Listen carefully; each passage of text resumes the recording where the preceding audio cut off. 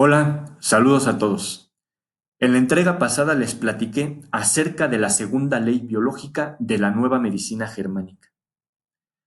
Quiero comentarles que quedarán pendientes de abordar tres temas: conflicto en suspenso y en equilibrio, círculo vicioso y recaída conflictiva.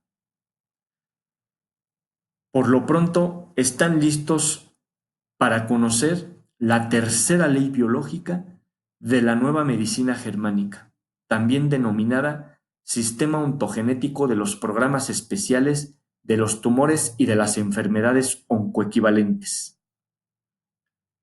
Esto es la tercera revolución médica. Quiero comentarles que el Dr. Hammer hace un descubrimiento sumamente importante que es en el que se sustenta la tercera ley biológica. Descubre qué parte del cerebro controla cada órgano en función del tipo de tejido de la hoja embrional del cual derivan. Se dice que en el 16º día de gestación ya se pueden distinguir dentro del embrión tres tipos de tejido y que de ellos derivarán todos los órganos. Así que pueden ver en esta tabla estos tres tipos de tejido representados en rojo, el ectodermo o tejido externo; en anaranjado, el tejido mesodérmico o tejido medio; y por último en amarillo, el tejido endodérmico o tejido más interno. El Dr. Hammer explica que la corteza cerebral, representada en el esquema de la izquierda en color rojo, controlará a todos aquellos órganos que deriven de la hoja embrional perteneciente al ectodermo. Nos explica que la médula cerebral controlará a una parte de los órganos correspondientes al mesodermo, ya que la otra parte será controlada por el cerebelo. Y por último, el tronco cerebral controlará a los órganos que se deriven de la hoja embrional del endodermo. Así que vamos a profundizar y les comento que los órganos pertenecientes al ectodermo, que es la hoja embrional externa representada en rojo, son aquellos que están relacionados con los sentidos y con la producción de insulina. Estos proporcionan funciones como habilidad para ver, escuchar, olfatear, sentir al tacto, saborear. Tienen que ver con la comunicación, la vida sexual y el territorio. Los órganos que pertenecen a este tejido, a este tipo de tejido, son la epidermis, los vasos coronarios, conductos pancreáticos, conductos biliares, bronquios, arterias, conductos mamarios, glándulas lacrimales, tiroides, y aquí se podrán observar en este tipo de tejido los conflictos de territorio, de movimiento muscular, de percibir conscientemente.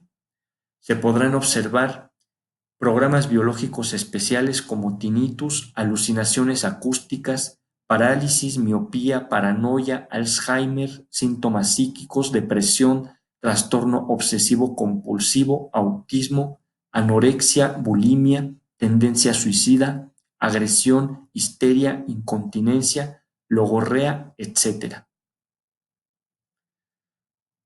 Es importante comentarles que no hay que perder de vista cuál es la función que realizan los órganos que derivan de un determinado tipo de tejido, ya que estas funciones nos ayudarán también a descubrir qué es o cuál es el contenido conflictivo de algún programa biológico especial sensato de la naturaleza, explicando que contenido conflictivo es la interpretación biológica que el organismo le ha dado al hecho dramático que hemos enfrentado y que ha visto impedida una necesidad básica.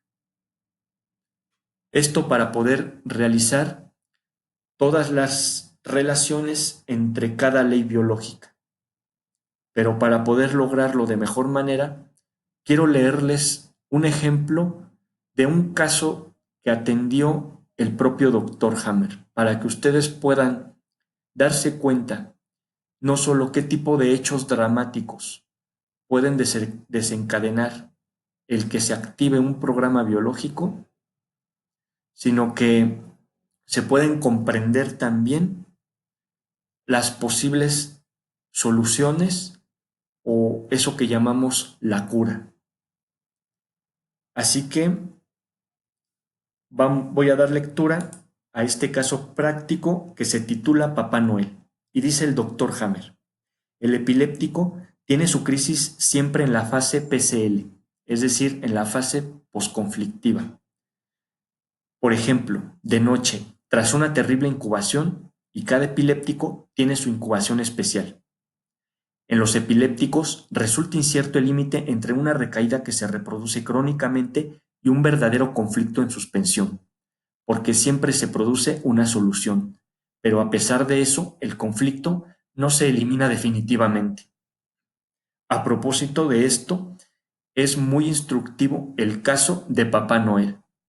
Cada vez que el paciente llegaba a una pequeña solución, en cuanto que Papá Noel desaparecía, hasta que al final, con mi consejo, dice el doctor Hammer, llegó a una gran solución, casi la definitiva, cuando apaleó a Papá Noel. Como se puede ver, hay diferentes tipos de solución. Continúa. Un hombre joven, zurdo, de 26 años, de Marsella, a que había visitado junto con su doctora, sufre epilepsia desde los 17 años. Es decir, está explicando el doctor Hammer que él le dio consulta a este chico en presencia de su doctora, de la doctora de cabecera del muchacho. Para mí fue un gran caso de investigación criminal, mientras intentaba descubrir qué podría haberlo asustado tanto a los 17 años. No daba ninguna respuesta totalmente sincera. Afirmaba que solo que tenía un ataque epiléptico cada noche. El doctor Hammer le pregunta: ¿quién ha visto la crisis por primera vez? Y el chico responde: mi novia. ¿La primera noche?, pregunta el doctor Hammer. Sí, justo la primera noche, y desde entonces a menudo, responde el chico. ¿Y desde cuánto tiempo sois novios? Desde hace 10 años. Entonces, ¿es posible que usted ya antes tuviese un ataque epiléptico cada noche? Quizás sí. ¿Se ha despertado alguna vez durante un ataque? Sí, pero solo cuando duermo con mi novia y me golpea varias veces. ¿Consigue recordar lo que estaba soñando cuando su novia le despierta? Sí, muy bien. Es siempre el mismo sueño de Papá Noel. Y continúa el doctor Hammer. ¿Tenía variaciones sensoriales antes de la crisis o del sueño? Sí, siempre la misma. Sentía un sonido de campanillas. Por la mañana, tras una crisis, ¿nota algo? Sí, el brazo izquierdo siempre está como semiparalizado. Entonces sé que he tenido una crisis. Además, casi siempre me hacía pis. Y le pregunta el doctor Hammer: ¿tenía ya los dolores en el brazo izquierdo y alguna vez se hizo pis antes de conocer a su novia? Sí, desde aquella noche, sí, desde aquella historia de Papá Noel, sufro de enuresis nocturna. Enuresis nocturna es un tipo de incontinencia que se presenta durante el sueño. Me acuerdo, continúa el chico, me acuerdo que a menudo, ya entonces, cuando había mojado la cama, el brazo izquierdo no funcionaba bien. Y le pregunta el doctor Hammer: cuénteme, ¿qué es esa historia de Papá Noel? Sí, se trata de lo siguiente. Cuando tenía 3 o 4 años, había sido, como se dice normalmente, malo, nada especial, cosas de niños pequeños. Era en la época antes de Navidad. De repente mi padre gritó, ¡Escucha! Todo se calmó y se oyó el sonido de una campanilla, justo como el que oigo cuando me sucede lo que le contaba. Es decir, lo que dice el chico, que justo cuando le sucede el ataque epiléptico y que se hacía de lápiz en la cama. Continuó. En esa ocasión me llevé un gran susto cuando mi padre dijo, es Papá Noel, ahora verás. Un miedo tremendo me invadió. Me angustié fuertemente. Duró 10 minutos, pero para mí fue como una eternidad. Y pensaba, ahora vendrá y me llevará. Todo mi cuerpo temblaba. Tras 10 minutos el ruido desapareció, pero yo estaba como si me hubiese caído un rayo encima. Y siempre estaba soñando lo mismo cuando mi novia me despertaba, siempre el mismo sueño de Papá Noel. Aquí pueden ver el foco de Hammer que se refleja de ataques epilépticos y enuresis nocturna. Esto en una resonancia magnética tomada en mayo de 1986 en Marsella, según dice el informe del Dr. Hammer, del paciente que sufre de epilepsia permanente desde hace 23 años, al que habían llenado de barbitúricos sin ningún resultado. Continuaba teniendo los ataques epilépticos. Como bien conseguimos descubrir, gracias a las investigaciones, justo antes de la crisis tenía siempre el mismo sueño de Papá Noel, que venía para llevárselo, igual que había experimentado cuando era un niño de 3 años. Siempre las campanillas de Papá Noel, siempre se producía una pequeña solución, cuando 10 minutos después, que parecían eternos, Papá Noel finalmente se iba de la habitación de al lado, cuando seguidamente, según mi consejo, representó la escena y dejó para el arrastre a la figura, a la contrafigura de Papá Noel. El espectro desapareció de golpe. No ha vuelto a tener un ataque y no ha vuelto a necesitar medicinas. En el tomograma de resonancia magnética de arriba se pueden reconocer claramente los dos focos de Hammer buscados. Se encuentran directamente bajo la corteza cerebral en el centro cortical motor y sensorial. El foco ventral se encuentra en la zona de giro presental a la derecha.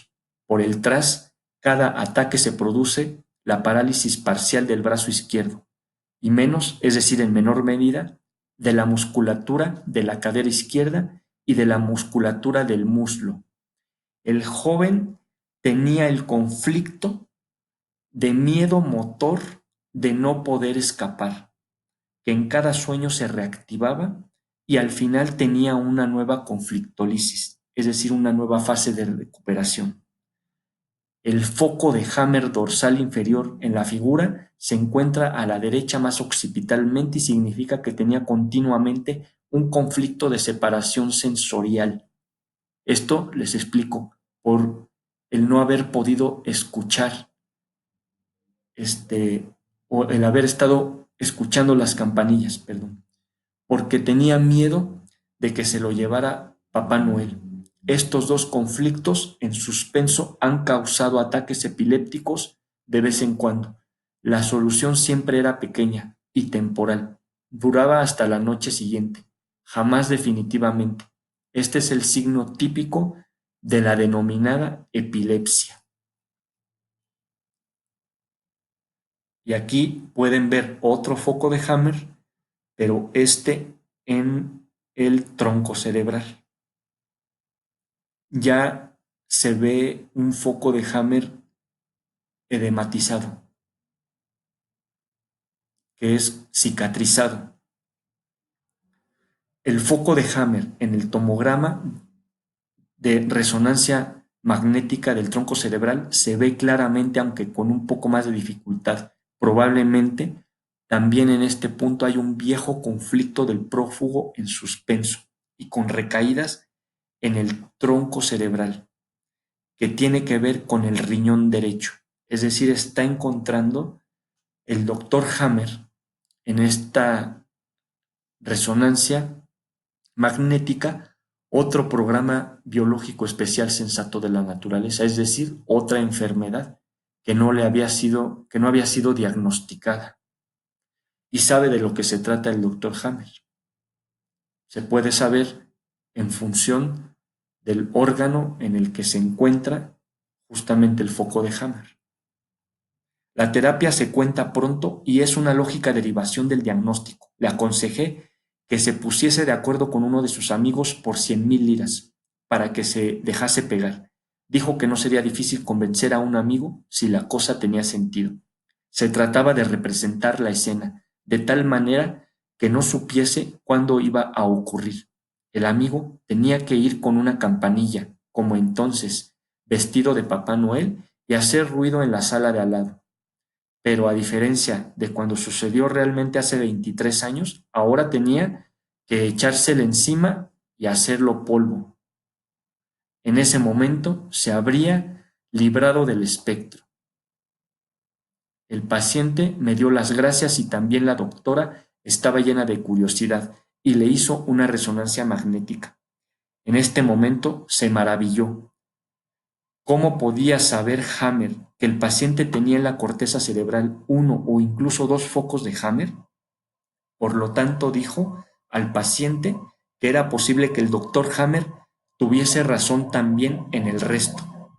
Por lo tanto, se pasó a los hechos. Se redujo la dosis de barbitúricos, se preparó la escena tal cual yo aconsejé, el amigo se dejaría pegar por 100,000 liras y el paciente ya no tendría ningún ataque epiléptico y ya no se meó la cama y todo sin medicinas. Dijo que se sentía como liberado, no solo ya no tenía crisis, sino porque era como si se hubiese despertado de una pesadilla. Imaginen ustedes el impacto a un pequeño de 3 años de no sabemos qué estaba haciendo el padre, si una broma, si estaba jugando, y durante 23 años este chico sufrió de epilepsia y enuresis nocturna. Y luego lo increíble de la cura que planteó el doctor Hammer. Algo sumamente impresionante e interesante. Así que los espero para que me acompañen en la siguiente entrega, en donde les explicaré acerca del tejido mesodérmico y también daré lectura a un ejemplo práctico, un caso del doctor Hammer. Gracias, hasta la próxima.